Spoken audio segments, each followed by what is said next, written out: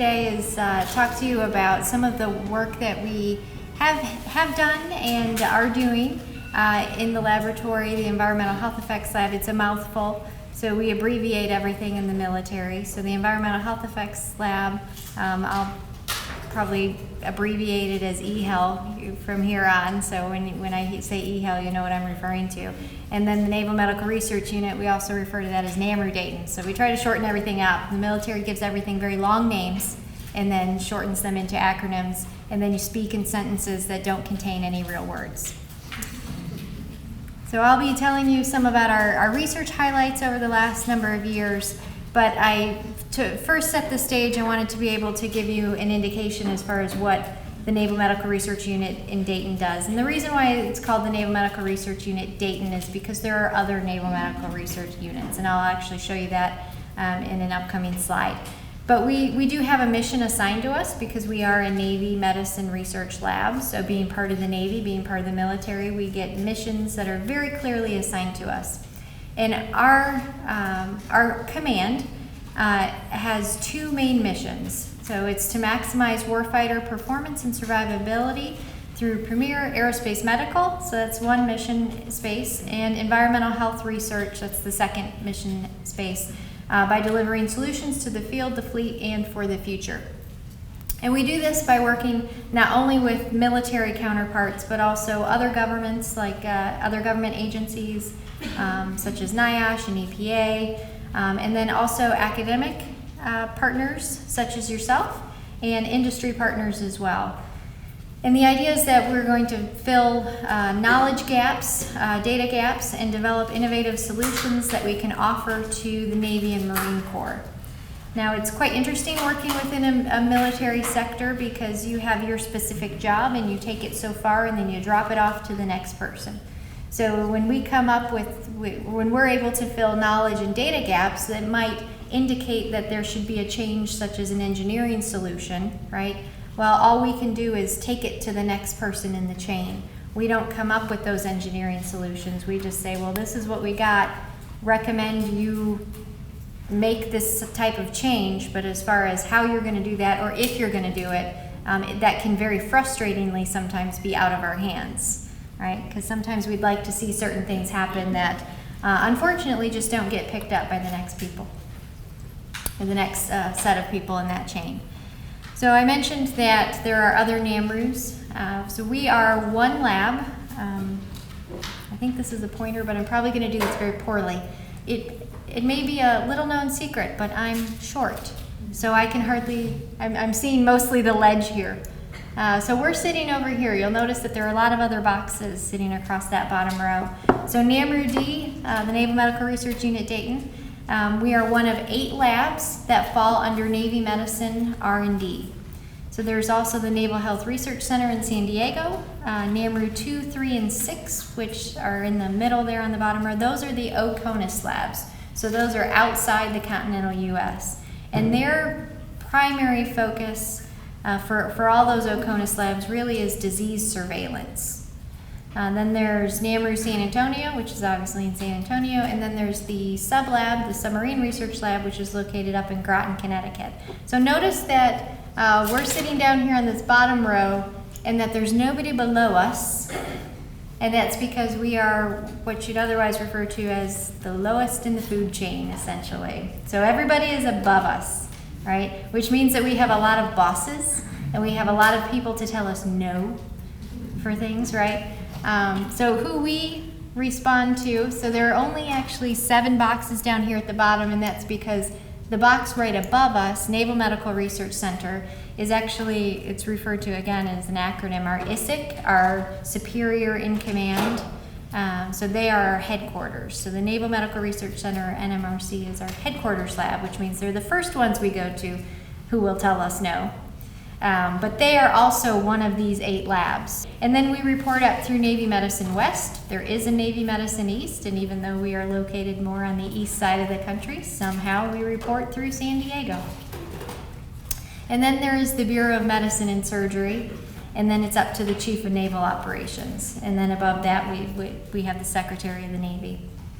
So all the research areas that you see encompassed in the 2 columns flanking our chart here, those are not all our research areas. So obviously I mentioned the Naval Submarine Medical Research Lab. So when you see something up there that says undersea medicine, that is a big part of their mission.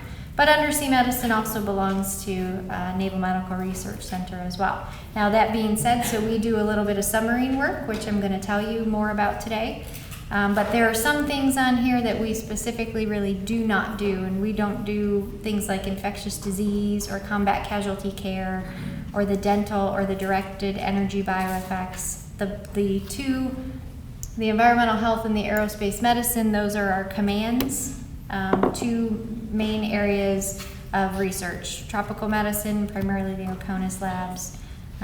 But each one of these bullets essentially belongs to somebody, and we have found out sometimes the hard way, that if you step into somebody else's bullet, you quickly get told to go back home, right?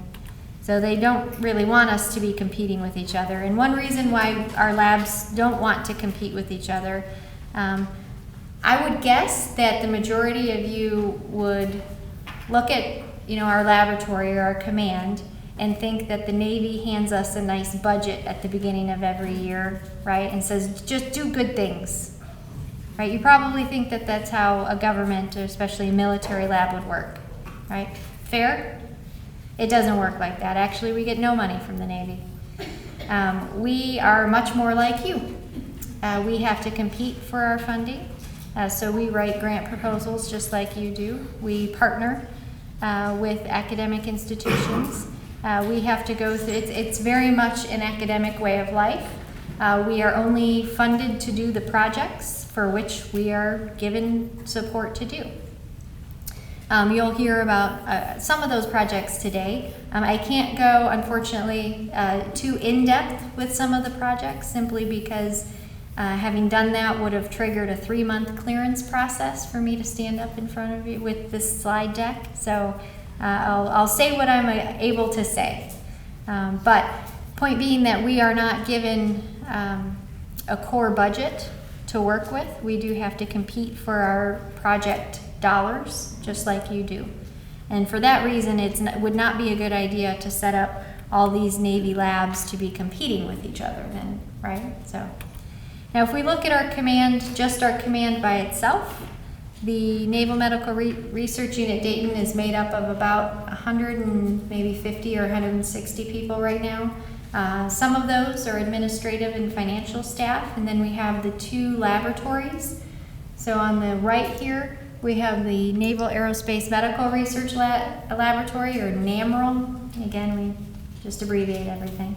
NAMRL was previously located up until about 9 years ago. They were previously located down in Pensacola, Florida. So they are obviously an aeromedical lab. We do some work with the aeromedical lab, particularly when it comes to some of the stressors in flight. So and I will mention some of that later, but you can see there how they break down. And then we have the Environmental Health Effects Laboratory here in the center. So I am the director, and I have a deputy director who is a commander in the Navy. And then we break into 4 departments, because again, we have about 50 people in the group. Break into 4 departments: the Occupational Environmental Health Department, the Inhalation Toxicology Department, Technical Research Support, which is where many of the technicians land, and then the Behavioral, Cognitive, and Neurophysiology. And I'll tell you more about our core capabilities and how we're able to look at different endpoints for projects, and you'll see where these different departments come in. Now, each one of those departments is headed up by an active duty military officer. So within my laboratory, I have actually 6 Navy officers. So, and then 1 Army officer, a colonel in the Army. And this is him right here. So the Army actually owns the Vet Corps. So Navy and Air Force do not have their own veterinarians or vet pathologists anymore. They did back in the 90s, and then one Friday they all went home, and on Monday they all came back Army. So the Army took over the entire Vet Corps. So again, we've got about 50 people or so in EHEL, 50 wonderful people, very, very capable, and everybody has their kind of area of expertise, but they work together very nicely. So let me just tell you very briefly then a background on EHEL. We are not a new lab, so it was mentioned in the introduction, and I mentioned that the command, so NAMREL, the Aerospace Medical Group, came up. They moved up here about 2010, 2011. And the Naval Medical Research Unit Dayton came to be in 2010. So it stood up as a command in 2010, but everybody existed before that. So NAMREL stood up back in the 30s, but was located down in Florida. And then EHEL was previously located in Bethesda, Maryland, and the inception of EHEL was in the mid-50s. So it was the Navy Tox Unit earlier on, because that is the primary mission, is toxicology, but also all environmental stressors. So when it stood up in 1959, the primary driver behind building a lab that could do that type of work was, for the first time, we were going to put people on board of nuclear-powered submarines. And there were questions as to what the effects would be of putting people in a confined space on a machine such as that. There were also some very unfortunate circumstances that took place right around the same time that involved some fires on board of aircraft carriers where hydraulic fluids had caught on fire, and there were 108 sailors that perished in those fires. And it was a question as to whether they died from smoke inhalation or whether it was actually inhalation of toxic fumes from the hydraulic fluids. So at that time, the Navy realized, well, we need a group that is able to look at those types of exposures and assess the type of risk or danger associated with those exposures. So we have a pretty broad mission space. It's a very overarching program because when you look at environmental health, that's a lot of things, right? And we're the only ones within the Navy that look at the broad scope of environmental hazards and stressors. So the bulk of what we do really comes down into chemical stressors, and we're not able to do straight up chemical warfare agents. Our facility is not rated for that, but we're able to do just about anything else. And I'll show you some pictures of our facility coming up on the next slide, but the bulk of what we do really focuses around chemical stressors. And it's primarily these very unique operational and occupational exposures. So sometimes the Navy and Army or Air Force will use types of fuels or coolants that will be specific to them. So not everything that the military does has necessarily a commercial counterpart for it. So we do have to look at these very specialized types of gases or vapors or aerosols. But we also look at the physical stressors that the environment presents to the service members. And that could be everything from temperature and humidity. So I know I don't perform so well when I'm very cold or very hot, right? We all have our nice little window where we do very well in. Well, we're asking our service members to perform very well in pretty far outside of their windows at times, right? They may be deployed to very warm or very cold environments and asked to perform very difficult or strenuous activities or missions in those environments. So looking at changes in temperature and humidity and how that impacts cognition or performance is one of the things that we do. Pressure, so that seems like a very kind of innocuous type of thing. We certainly know that the higher you go, the more hypobaric it is, the lower the pressure, right? Or the lower you go, the higher the pressure. Well, that doesn't mean it's comfortable, and it doesn't mean that you function at 100% in those scenarios. And it's not, so we've got a pressure spectrum from the ocean to the sky, which is really, when you look at how the Navy operates, the Navy has divers and the Navy has pilots. We're the only ones that really go across that entire spectrum when you look at all the services. So we have to look at pressure effects on divers and pressure effects on pilots as well. And some of those high-performance aircraft, they're not quite the same as the ones that you fly in when you go across the country, right?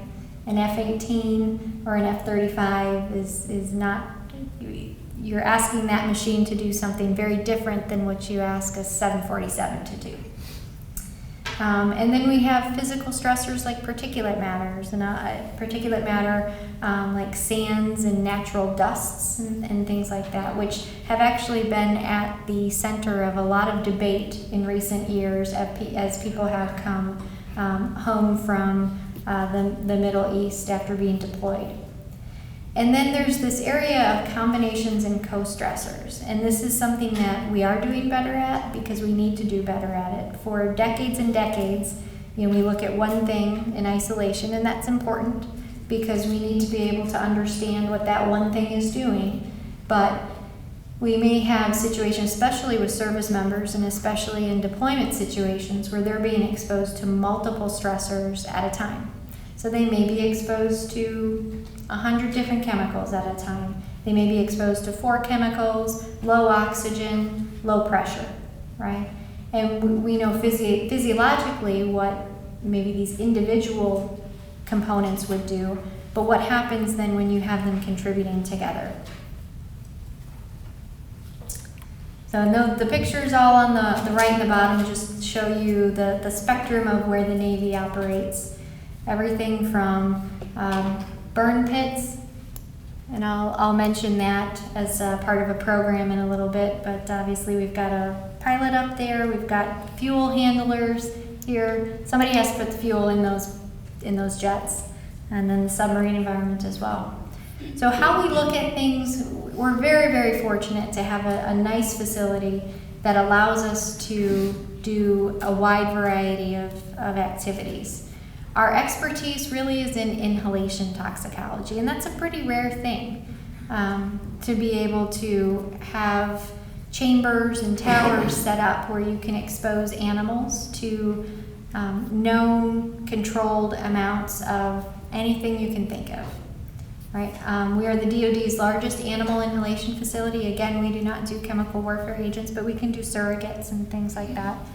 And we can certainly use some not so nice things like hydrogen cyanide, and it's just that we wouldn't, we can't do like sarin and some of the classic and categorized chemical warfare agents. But we have a very, very large animal inhalation facility, and across the services, we are not only the largest, but have the most expertise in it. And again, I'll caveat that for non-chemical warfare. We have really a vast capability, and it's a unique expertise, so we'll have a lot of people coming to us for help on those exposures.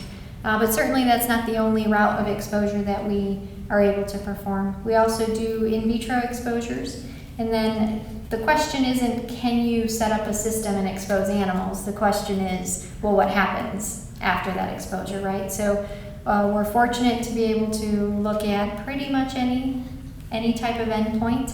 Obviously, gross tissue changes, clinical assessments. We can do ex vivo tissue analyses.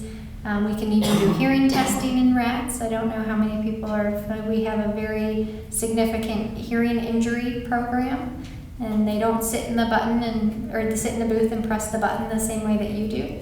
But we've got a couple of different ways that we can assess hearing injury in rats that we have exposed to something. I'll mention that a little bit later. We have not only myself, but we have an additional microbiologist and looking at microbiome alterations. So microbiome as being an additional human organ, right? We understand that a lot better now, although there's still much unknown. But we certainly can predict that some of these exposures would result in different types of alterations to the microbiome. So having an understanding as to how that could impact the individual will be very interesting to learn in the next few years. Immunotoxicology, we have an analytical lab, and that analytical lab is very well suited to even be able to look at kinetics, so movement of the different chemicals into different tissues as well as metabolites, pulmonary assessments, cognitive and behavioral testing, neuroelectrophysiology. And then we're able to look at physical performance, fitness, impacts of exercise. And ultimately, we love to be able to, as scientists, we love to be able to look at effects and dig deeper and find the mechanism of action. As scientists, we always want to dig deeper and understand why something is happening. Unfortunately, sometimes our projects don't get to go that far. They just get to know, well, what is the effect? Okay, well, we're going to put something in place to protect the service members. So ultimately, all this information rolls up so that we're able to do a risk assessment.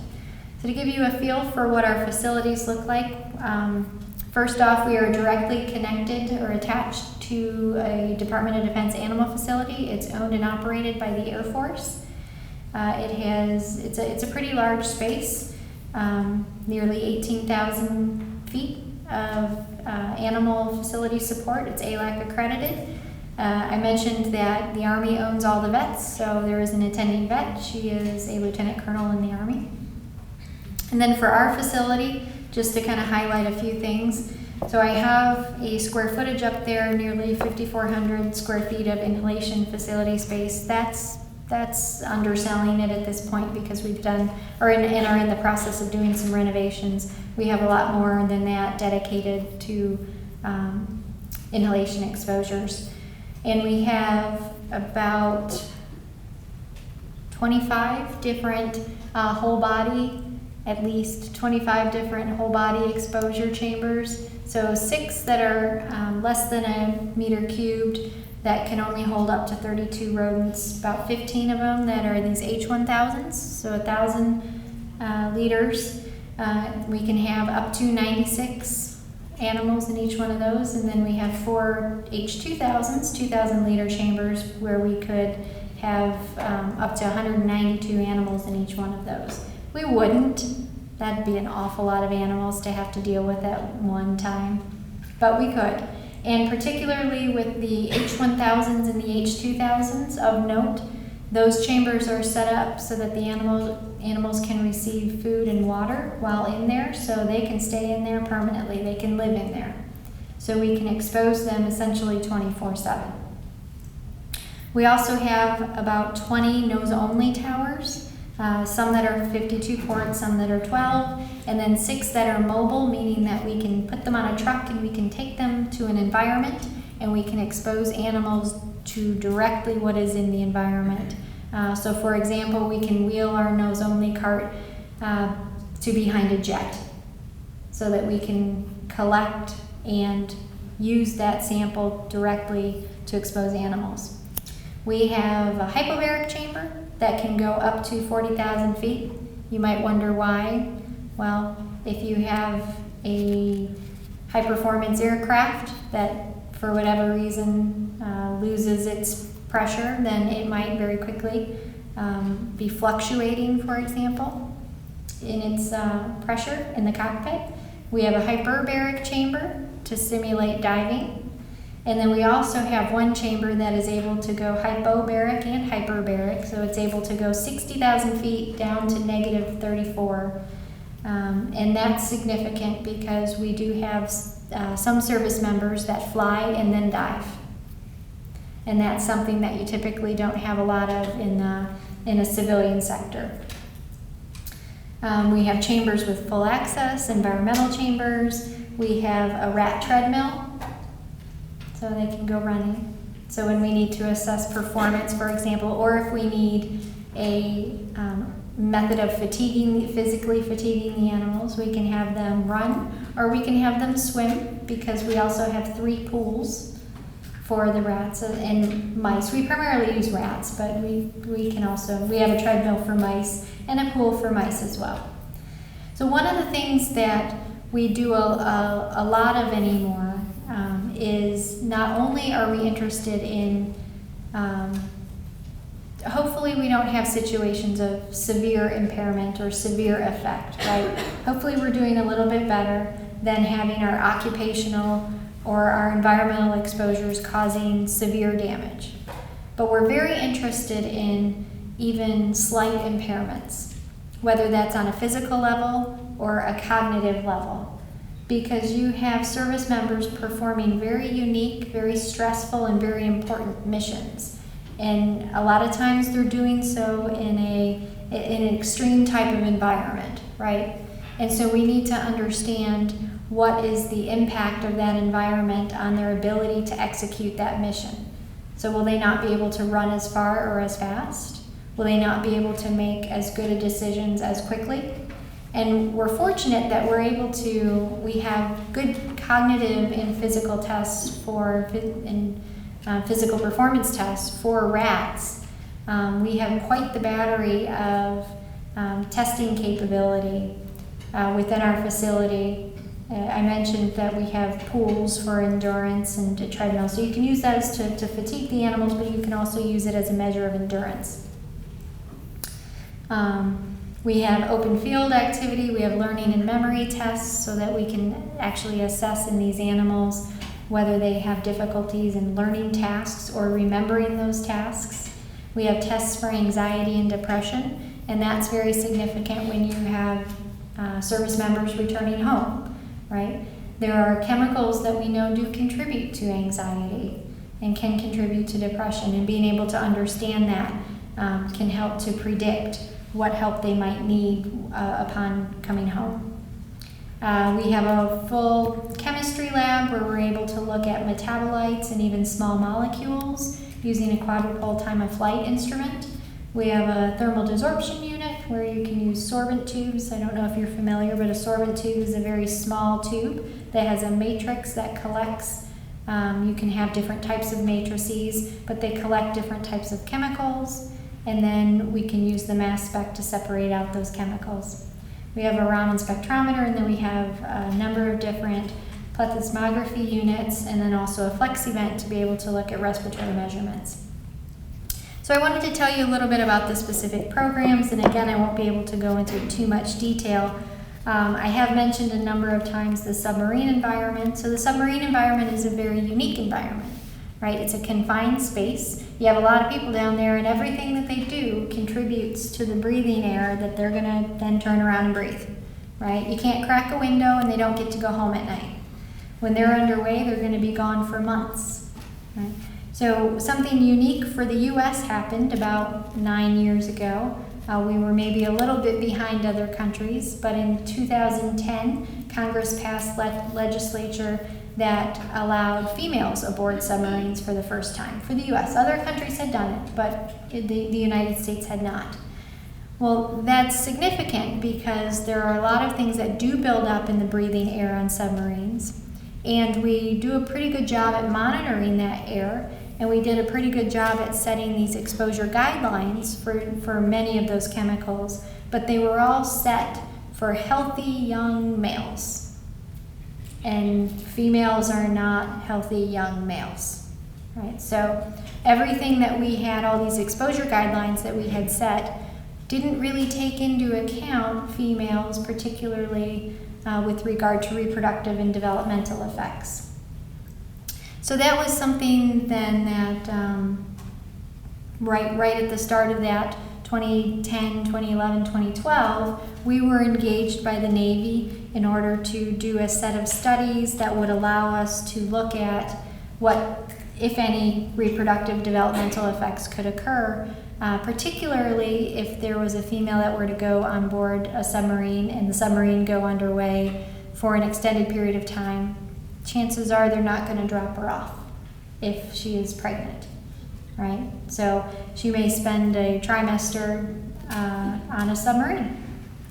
Now, and there are over 200 chemicals or components, constituents of the breathing air on submarines. We obviously could not do a mixture of 200. That would be incredible.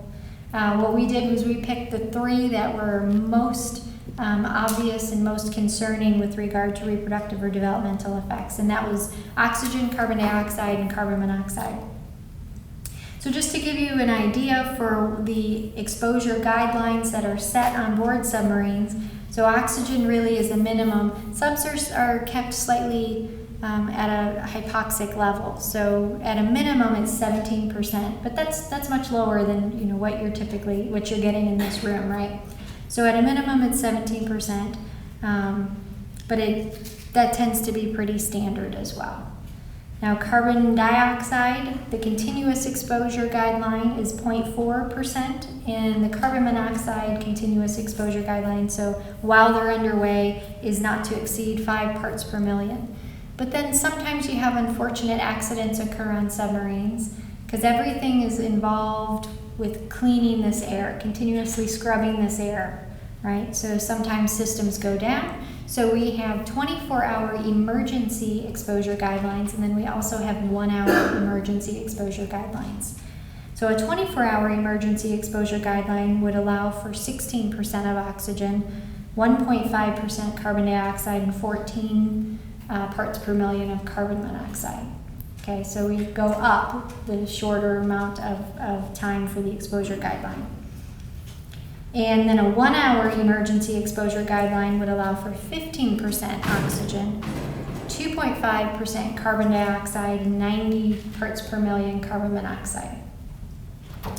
So what we wanted to do was design a study, and actually a series of studies, where we looked at oxygen at the standard level, so 17%, and carbon dioxide at the standard level, 0.4%, and carbon monoxide at the standard level, 5 parts per million. And then also decrease based on those 24-hour and 1-hour exposure guidelines. So we had 3 dose groups and controls, and we had male and female rats. And we set this up into 3 separate phases. So the first phase, we only did 14 days. And they were exposed for nearly 24 hours a day for those 2 weeks. I say nearly because you do have to open the chambers in order to change their waste pans. That's just part of life. We couldn't get around that. I'm not going to show you, pretty much the data were unremarkable for that study, so we moved on to 28 days. What we wanted to make sure we were doing was, with that combination of low oxygen and higher CO and CO2, we wanted to make sure that the animals were going to, survive and be fine, because ultimately we wanted to go into mating and reproductive and developmental studies. So the next 2 phases were focused on having the animals we had animals exposed for 28 days, again nearly 24 hours each day, for the same test mixtures, and we had females and males exposed, and females exposed and unexposed males. So what would happen with unexposed males mating with exposed females? And then in a 3rd phase, this was really where we went for the big bang, because we had males and females exposed for 90 days, so for 3 months, which is about the course of a typical mission when a sub is underway. Again, nearly 24 hours a day, same test mixtures, and we did a full spectrum of reproductive and developmental testing. And then we also had the females the pregnant females remained in the chambers so that there was exposure in utero. And then we looked at a 2nd generation, an F2 generation, that did not have direct exposure, but we tested the babies of F1. And this is a schematic of what I just described.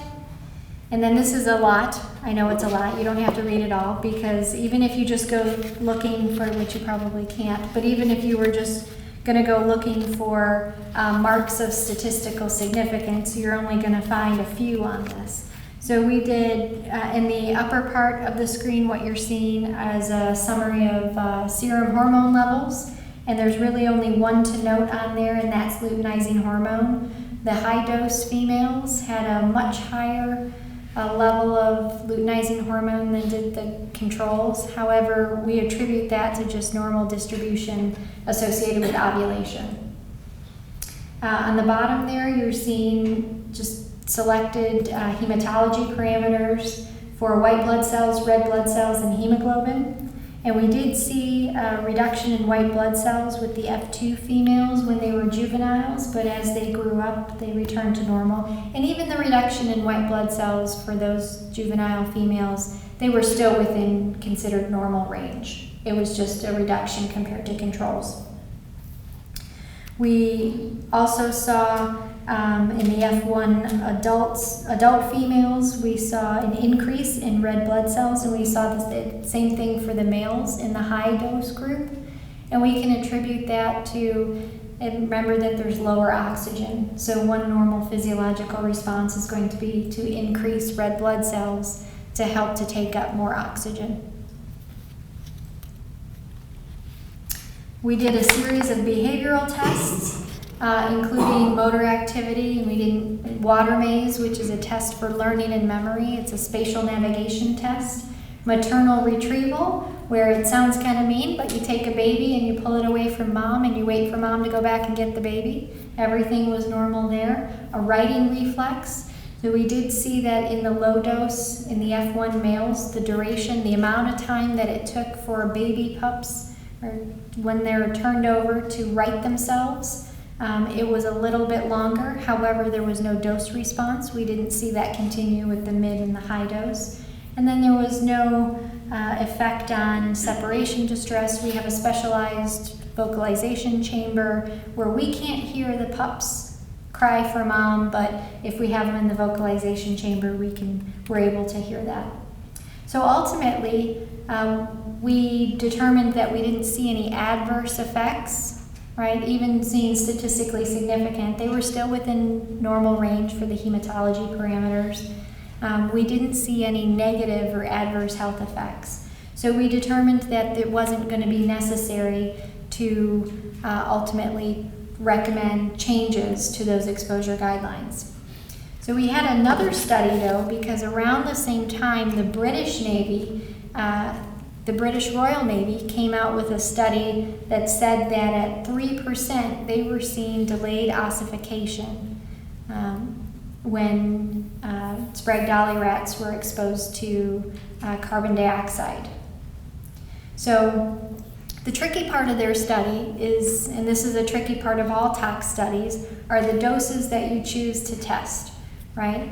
Because typically you're trying to look at where do you not see effects, because that starts to tell you where your safe space is. So they tested 1% carbon dioxide in controls, and they tested 3% carbon dioxide. And they saw the effects at 3%, but the gap between 1 and 3% is actually quite high, right? And even though in our previous study, we tested 2.5% carbon dioxide, we really didn't look at delayed ossification or skeletal abnormalities or whatnot. So what we did was we went back and we did a series of dose groups including 1.5, 2, 2.5, and 3% carbon dioxide, exposed the pregnant females between gestation days 6 and 20, and then looked at various skeletal abnormalities and resorptions and things like that. And again, you may not be able to read that. It's a lot to look at. But if you're looking for significance, there was an increase in early resorptions for the high dose group. So the early resorption, which is the fifth line down there, in a percent per liter, there is an increase with 3% CO2. And then also a decrease in viable fetuses, again with that 3%, but you don't see that effect at the 2.5%. And then this is all going to go by very quickly because it's a lot to read through, but there was essentially no statistical significance with skeletal malformation with the exposures. The fetal developmental variations, we also didn't see even the reduced ossification that the British Royal Navy had reported. However, basing it on the early resorptions and the lower mean litter proportion of viable fetuses, we thought that the 3% CO2 group, that you'd need to consider the 2.5% CO2 group to be the safe dose.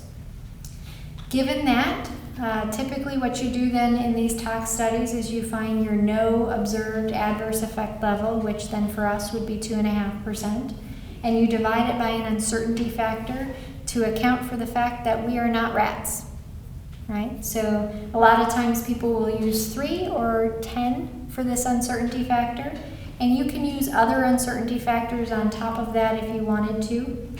We recommended an uncertainty factor of 3, so you take 2.5 and divide by 3, and we came up with a recommended new 24-hour emergency exposure limit of 0.8. Now what the Navy did with that, I don't know. Right? That's the part where we do what we do and we hand it off. So we do sit on the Submarine Environmental Advisory Board, so I have a place on that board. So you'd think I'd know what the Navy did with it, but ultimately what we do is we turn that information in, and until they make a decision on it, it just holds.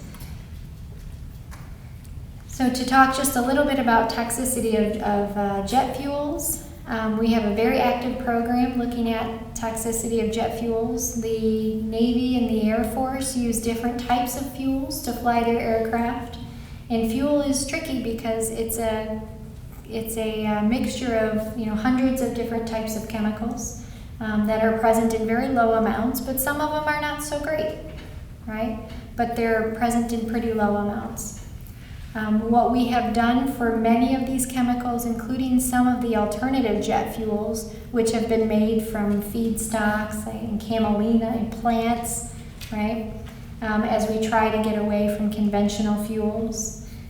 We have tested a number of these alternative fuels, and we do 90-day studies, occupational studies, where the animals are exposed for 6 hours a day, 5 days a week, and we'll do that for 3 months typically. And then we'll do a full spectrum of analyses at the end. Typically the only things that we tend to see are maybe a little irritation, but they're generally considered quite safe. We also look at jet fuel and noise. We have a very significant hearing injury program. Hearing injuries and noise-induced hearing loss is a very big problem for the military and for veterans as well. So jet fuel contains a number of different ototoxic chemicals that can contribute to hearing loss, and then certainly we all know that noise can contribute to hearing loss. So what happens when you start putting chemicals that contribute together with noise that contributes? And then we've looked at a number of different polyalpha olefin, and it's just one type of coolant that is used. And then some of these studies, when we're looking at chemicals that are found in around aircraft, we need to consider that we should be looking at them under hypobaric conditions, not just normal baric conditions. Because pilots, should they be exposed, they're going to be in a hypobaric environment. For particulate matter, a lot has been blamed. Many people have come back following the latest activities in the Middle East with pulmonary issues, saying they just have shortness of breath, can't run as far as fast, and they've blamed a lot on the sand. So the sand was very fine, PM 2.5, so it's very small. And then also a lot has been blamed on burn pit emissions. The garbage man doesn't come and pick up your garbage when you're deployed to those environments, right? So the solution to the waste management problem was to dig a big hole and throw all the garbage in it, spray jet fuel on it, and light it on fire. And they were burning all the types of things that you know not to burn, styrofoams, tires, things like that, right? So when many were coming home complaining of pulmonary issues, there was a lot blamed on emissions from those burn pits. We've also looked at fire extinguishing powders, such as the fire suppression systems that go off inside of tanks. The Army asked us to do that. And then there is a big push right now to be looking at the dense urban environment, because future wars and future threats are going to be taking place more in cities. We have an active in vitro toxicology program where we do genotoxicity tests and cytotoxicity tests with different cell lines and tissue models. I'm going to bypass this in the interest of time because I want to make sure that I get to the end here to talk about some of our emerging questions, legacy issues, combinations, countermeasures. So some of the emerging questions that the DoD is very largely interested in military women's health. We're seeing women placed in roles that they were not 20 years ago, right? So a lot of our safety standards and exposure guidelines were not always set with female service members in mind. I mentioned the dense urban environment. We're constantly dealing with legacy issues like Gulf War illness and hearing loss, classical chemical lung injury, and then they're always looking for biomarkers of exposure and effect. I mentioned early on that we're trying to do a better job at looking at combinations, noise and chemical exposure, for example, exercise plus exposure, fatigue in combination with dehydration and chemical exposure. And then countermeasures, which is an area that I know you're all very active in. The Department of Defense is always looking for countermeasures for therapeutics for lung injury. Our laboratory and the Naval Medical Research Unit Dayton, as well as the Navy Research Enterprise at large, they do tend to take internships, and many of our projects would also support master's students and graduate students. There is the Naval Research Enterprise Internship Program that is available for 10-week programs. We have right now in our lab back at home, we have a PhD candidate who's doing 10 weeks as part of that NREAP program with us. And then a lot of people also don't realize the number of opportunities that are available within the military itself. If you want to go to medical school, for example, the military can pay for that, right? You owe them time at the end of it, but that might be better than the $250 grand that you owe somebody else. And that being said, I know many clinicians who do their medical school training through the military and then pay back their time, and they love it so much that they don't want to get out. They just stay in, right?